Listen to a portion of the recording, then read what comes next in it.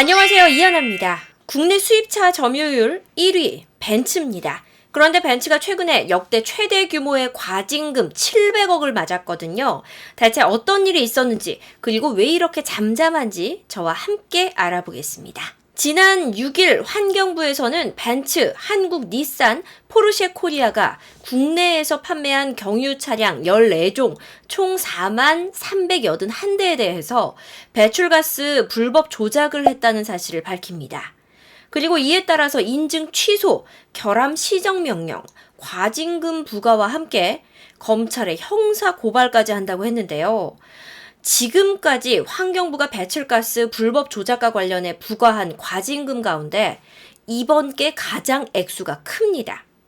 닛산 9억, 포르쉐 10억. 꽤 분위기가 지금까지와는 다른데 먼저 첫 번째 의문부터 해결을 하겠습니다.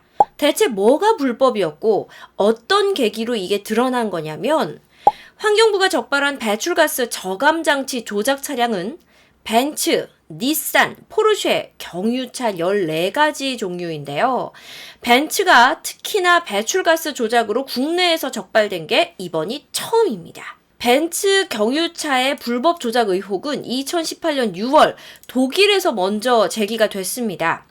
독일 자동차청은 2018년 6월부터 8월에 GLC 220D, GLE 350D 이런 차종들의 질소 산화물 환원 촉매 장치 중에 요소수 제어에 관련된 불법 소프트웨어를 적발했고요. 결함 시정 명령을 먼저 했어요. 어디에서? 독일 교통부에서요. 이후에 우리나라 환경부도 뭐지? 벤츠 얘네 독일에서 걸렸네? 즉시 이 차종에 대한 조사에 착수를 했고 실내 인증시험 이외 다양한 조건에서 배출가스를 측정을 했습니다. 그리고 전자제어장치 신호도 분석을 했죠. 그랬더니 벤츠 이것들 불법 조작이구나 라고 적발을 하게 된 겁니다. 환경부 조사 결과 이들 차량에는 질소 산화물 배출을 억제하는 요소수의 주입량을 주행 20에서 30분 후부터 줄어들도록 하거나 배출가스 재순환 장치의 가동률이 낮아지도록 하는 프로그램이 설정이 돼 있었어요. 이로 인해서 오염물질인 질소 산화물이 기준치의 최대 13배까지 배출됐다고 환경부가 설명합니다. 덧붙이자면 요소수라는 게 중간에 있잖아요. 이 요소수는 이름대로 요소 플러스 물이에요. 그런데 요소수는 질소 산화물과 만나면 질소와 물로 환원을 시켜주는데 디젤 자동차가 배기가스를 깨끗하게 배출하는데 그 시스템의 핵심이 바로 요소수인 거예요.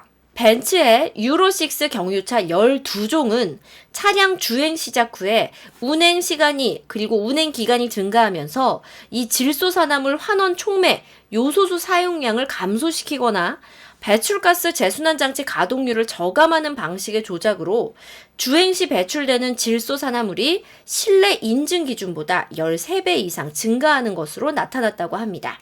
또한 닛산과 포르쉐의 경우 차량 불법 조작 의혹은 이미 불법 조작으로 적발된 유로6 차량과 동일한 제어 로직이 적용된 이들 회사의 유로5 차량까지도 조사를 확대한 결과 확인이 됐습니다. 그 가운데 닛산 캐시카이는 엔진에 흡입되는 공기 온도가 35도 이상 되는 조건에서 배출가스 재순환 장치 가동이 중단되는 프로그램이 적용돼 있었어요. 그러면 이 프로그램이 중단돼 버리기 때문에 질소 산화물이 인증 기준보다 최대 10배 이상 배출된 것으로 확인이 됐고요. 사실 제가 사고 싶었던 차량 중에 하나가 이 포르쉐 마칸이었는데 이 마칸 S 디젤도 엔진 시동 이후에 20분이 경과하고 나면 배출가스 재순환 장치 가동률을 감소시키는 프로그램이 적용이 돼 있었습니다. 그리고 이 두 차량은 모두 유로6 차량과 동일한 프로그램이었죠.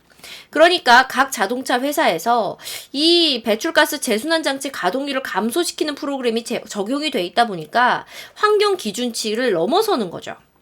자, 이에 대한 과징금이 대체 얼마냐? 벤츠가 776억 원, 닛산이 9억 원, 그리고 포르쉐가 10억 원입니다. 추징금을 비롯해서 인증을 취소하고 형사 고발 조치에 들어가는 등 굉장히 강경책을 쓰고 있어요. 자, 그렇다면 벤츠 본사 입장도 좀 궁금합니다. 왜냐면 워낙 과징금이 크니까 776억? 와, 이거 어마어마한 금액이거든요. 자, 벤츠 코리아가 입장문을 발표를 했어요. 해당 기능은 정당한 기술적, 법적 근거가 있는 제어 시스템이라고 반발을 합니다. 그리고 환경부 처분에 불복하겠다라는 뜻을 내비칩니다. 다만 문제가 된 차량에 대해서는 자발적으로 결함을 시적하겠다, 즉 리콜을 하겠다라는 입장을 밝혔는데요. 그리고 해당 기능들은 2018년 5월에 모두 생산이 중단된 유로6 배출가스 기준 차량에만 해당되는 사안이기 때문에 현재 판매 중인 신차에는 전혀 영향이 없다라는 주장까지 하고 있습니다. 그리고 현재는 일부 차량에 대해서 자발적인 리콜 계획서를 제출하고요. 환경부의 승인을 기다리고 있는 중이고 소송의 진행 여부는 추후 결정할 방침이라고 밝혔습니다. 포르쉐는 어떻게 하고 있느냐? 과징금 가장 많이 때려맞은 벤츠가 먼저 앞서가는구나. 우리도 벤츠랑 비슷하게 해요. 라고 벤츠와 같은 입장을 표명하고 있는 것으로 알려져 있고요. 닛산 같은 경우는 5월 28일에 돌연 올해를 끝으로 한국 시장에서는 철수하겠다라는 입장문을 발표했잖아요.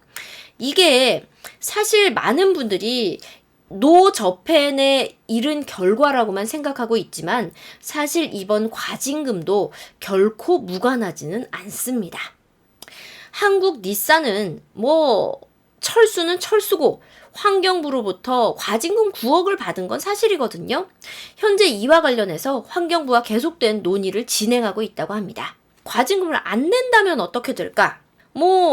개인하고 비슷할 것 같아요. 재산 압류 등의 법적 조치를 취할 수도 있다고 환경부는 굉장히 강력한 입장을 표명을 했습니다. 자, 그렇다면 벤츠나 포르쉐 혹은 닛산을 타는 차주분들, 이번에 적발된 차량이 어떤 차들인지 궁금하실 텐데요. 이번에 적발된 차량에 대한 이야기들을 좀 진행해 보도록 하겠습니다. 자, 차량은 지금 화면에 공개된 바와 같습니다.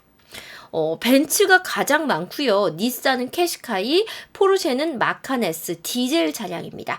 판매 기간은 벤츠 같은 경우에는 2015년부터 16년 혹은 15년부터 18년이 가장 많았고요. 그리고 12년부터 판매된 차량도 있고 대부분이 유로6 차량입니다.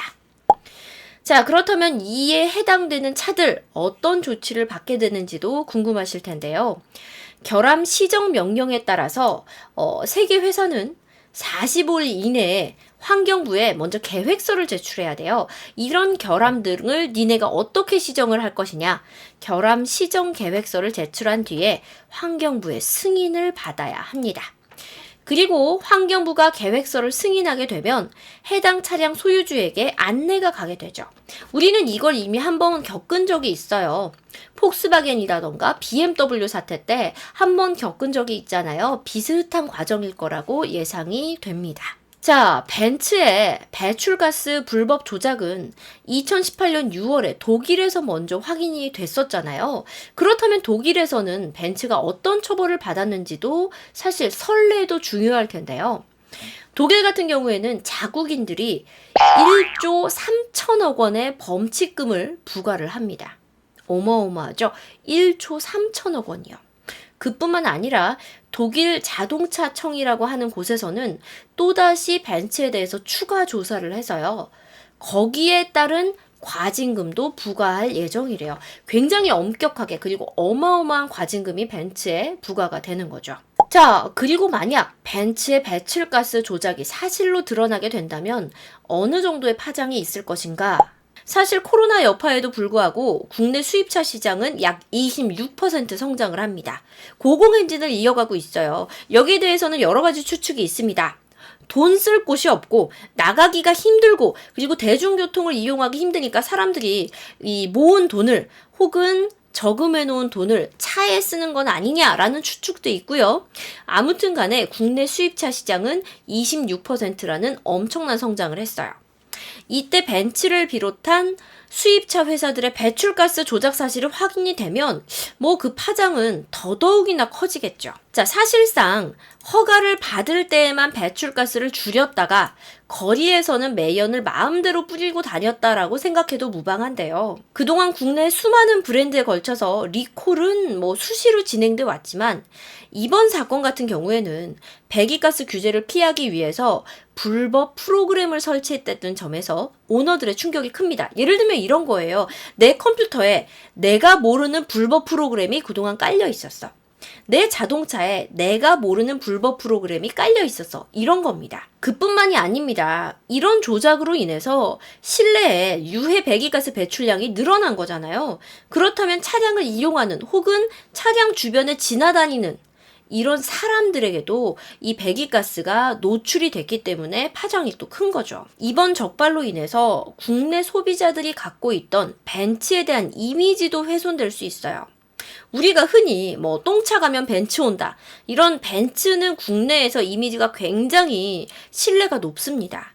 2015년 일명 디젤게이트 파문으로 인해서 정부의 인증 절차가 엄격해지면서 수입차 업체들이 인력도 늘리고 자체 기준도 강화하는 등 인증에 대해서 굉장히 신경을 쓰고 있는 이 시점에서 벤츠가 배출가스 불법 조작에 휘말린다면 우리나라에서의 벤츠의 인지도, 신뢰도에도 분명 영향이 있을 겁니다. 자, 그렇다면 이쯤에서 한번 짚고 넘어가 보겠습니다. 디젤게이트 파문은 대체 무언가?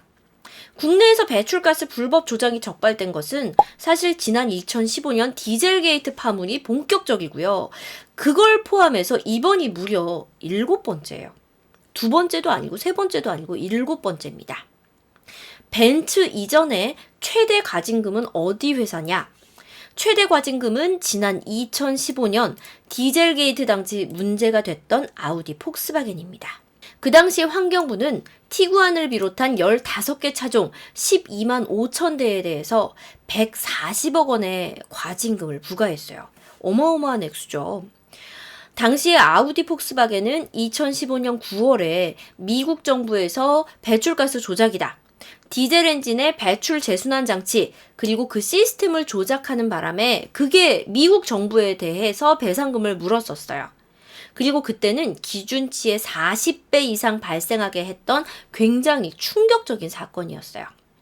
그리고 당시에 아우디 폭스바겐은 미국 소비자들에게도 총 17조억 원의 어마어마한 피해 배상금을 지급합니다. 우리나라도 약 12만 대 이상이 리콜 대상에 들어갔어요. 그리고 저도 골프 6세대 차주인데 당시에 그 쿠폰 형식으로 100만 원 상당의 보상을 받았던 걸로 기억을 합니다. 당시에 아우디 폭스바겐은 배기 저감 장치를 조작한 디젤차 1,100만 대를 친환경 차라는 이름으로 판매했어요.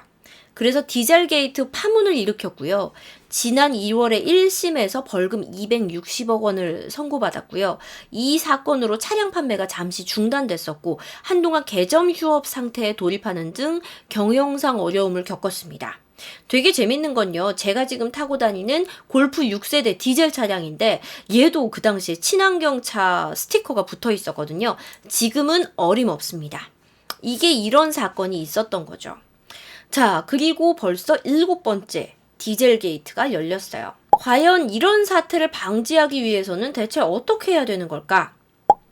독일에서 벤츠에게 부과한 범칙금에 비하면 우리나라는 세 발의 피입니다. 좀 전에 채팅창에서도 그거 700원 넘는 거 그거 되게 적은 거예요 라고 하셨는데 사실 이게 세계적으로 보면 느슨한 거래요.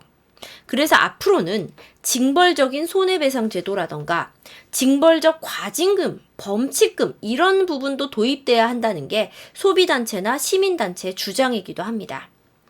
그리고 문제가 되는 디젤 차량의 경우는 사실 이 물질이요. 세계보건기구가 지정한 1급 발암물질이에요.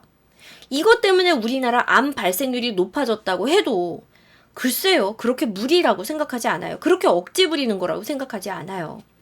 또한 초미세먼지 등도 더 많이 배출되는 겁니다.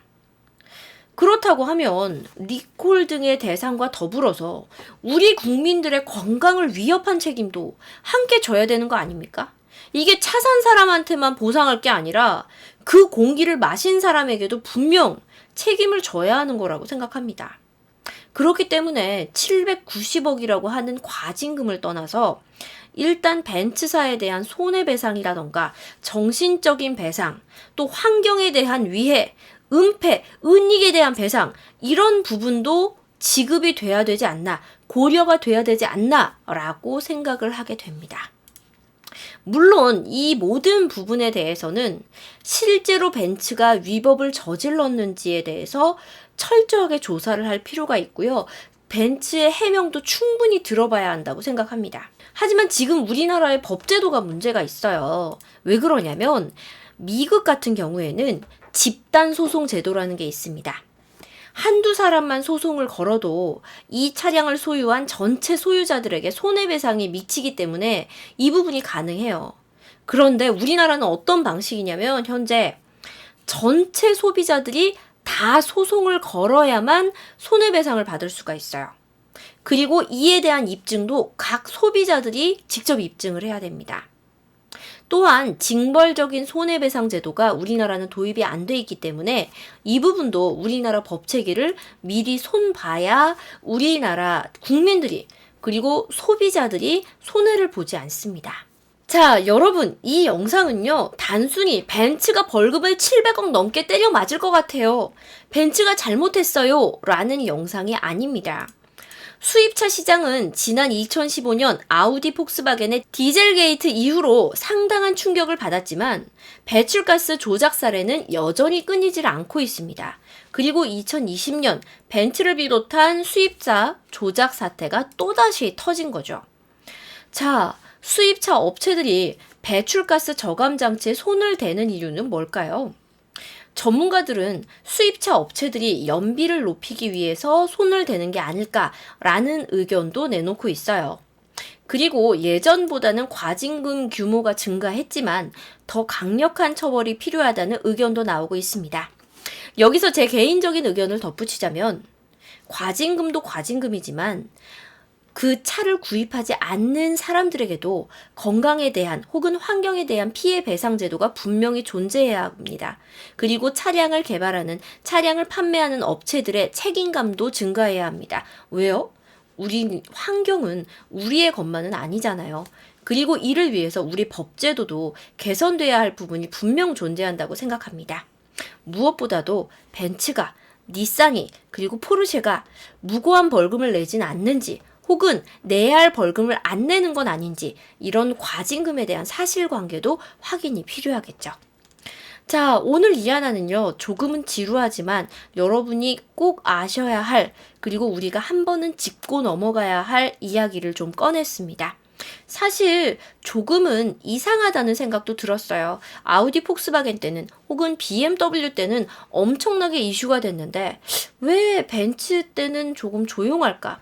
저는 벤츠 차종을 2대나 소유하고 있기 때문에 더더욱이나 이 부분의 사실관계가 궁금하고 중요하거든요. 영상 즐겁게 보셨다면 여러분의 구독 그리고 좋아요가 필요하고요. 앞으로도 필요한 이야기들, 꼭 해야 할 이야기들 겁내지 않고 두려워하지 않고 솔직하게 털어놓을 수 있는 이하나가 되도록 여러분의 응원의 댓글도 필요합니다. 고맙습니다. 지금까지 저는 이하나였고요. 얘는 고양이 큐브였습니다.